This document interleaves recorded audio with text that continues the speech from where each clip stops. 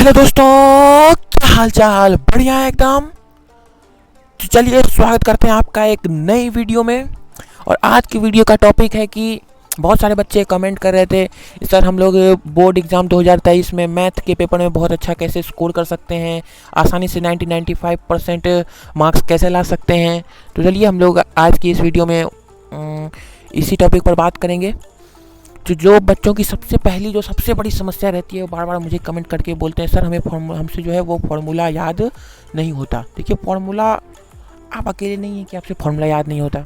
Formula देखिए बहुत ज़रूरी है। आपको फार्मूला याद रहेगा तो आप जो बिहार बोर्ड में 100 ऑब्जेक्टिव आते हैं, हाँ 100 ऑब्जेक्टिव कर दिया गया है, उसमें 50 जो है आपको सही जवाब देने हैं, उसके 50 ही का आपको आंसर करना है।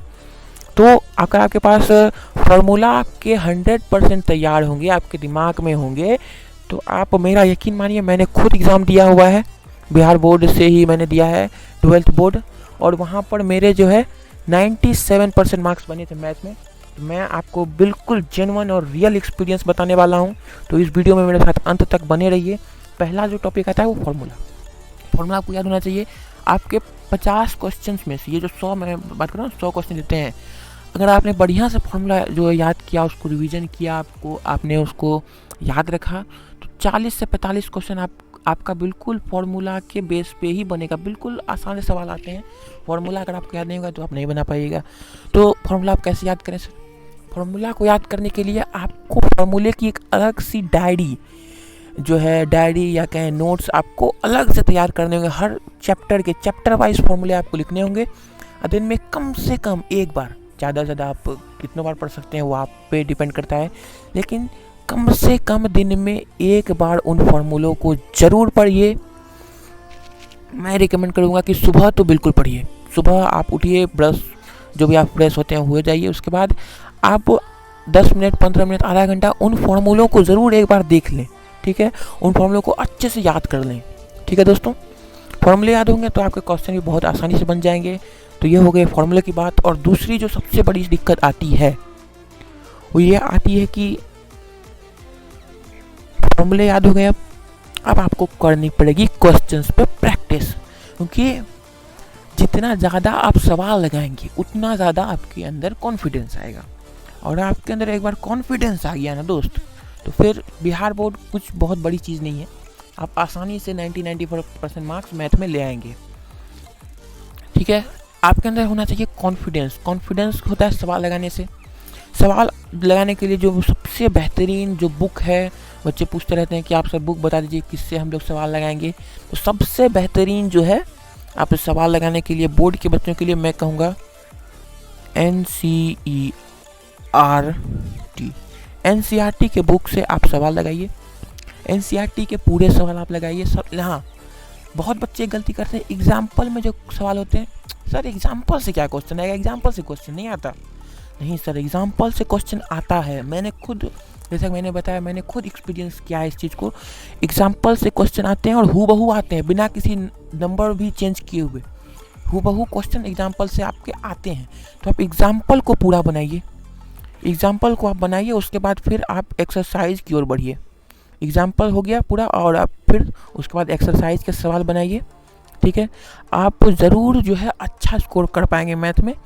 और समय दीजिए मैथ को। मैथ आप जितना बार जिस सवाल को बनाएंगे उतना ज़्यादा आपके लिए बेहतर होगा, तो आप समय दीजिए।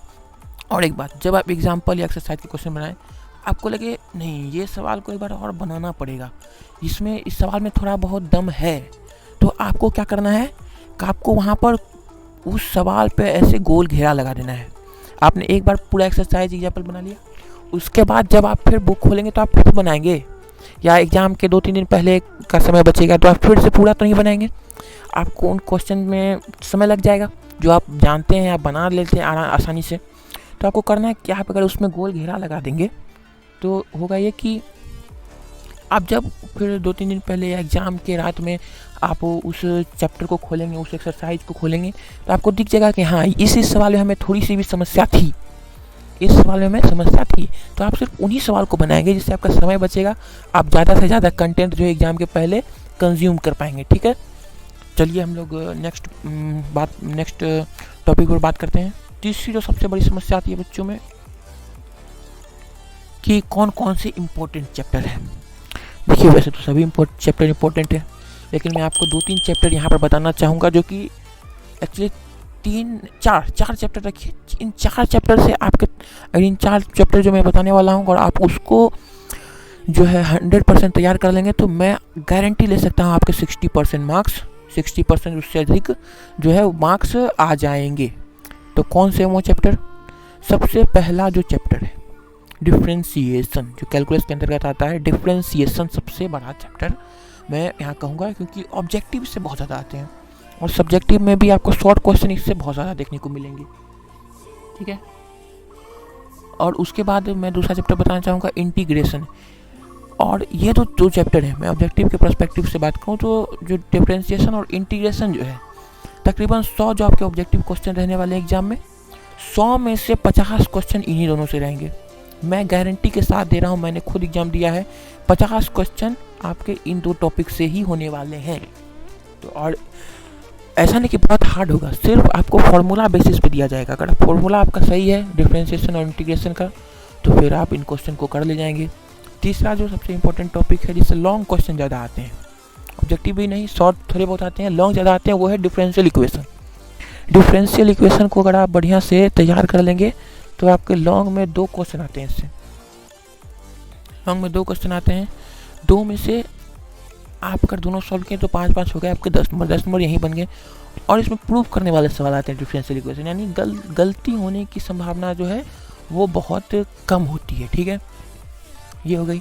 चौथा मैं आपको सजेस्ट करूँगा कि डिटर्मिनेंट को भी आप बढ़िया से पढ़ लें। मैट्रिक्स हो गया, डिटर्मिनेंट हो गया, इन चैप्टर को आप बढ़िया से पढ़ें जिससे कि आप जो है एग्जाम में सवाल कर पाएंगे। डिटर्मिनेंट से एक लॉन्ग क्वेश्चन हर साल रहता है, आप देख लीजिए, डिटर्मिनेंट से एक सवाल आपका हर साल रहता है लॉन्ग में मैं बात कर रहा हूँ, ठीक है। तो आपको इन 4 चैप्टर को तो बिल्कुल ही तैयार कर लेना है। और ऑब्जेक्टिव के लिए ये डिफरेंशियल इक्वेशन डिफ्रेंशिएशन और इंटीग्रेशन, ऑब्जेक्टिव के लिए आपको मतलब कंफर्म 100% ही इन चैप्टर्स को कंफर्म कर लेना है। एक और फ्री की टिप्स मैं आपको देना चाहूँगा, नंबर 4, वैसे पॉइंट तो मेरा 3 तक ही था, 4 एक आपको एग्ज़ाम टिप जो मैं आपको देना चाहता हूँ, एग्ज़ाम के लिए टिप देना चाहता हूँ कि आप एग्ज़ाम हॉल में जब जाएं, मैथ का सवाल सबसे पहले जो आपको करना है कि आपको घबराना नहीं है।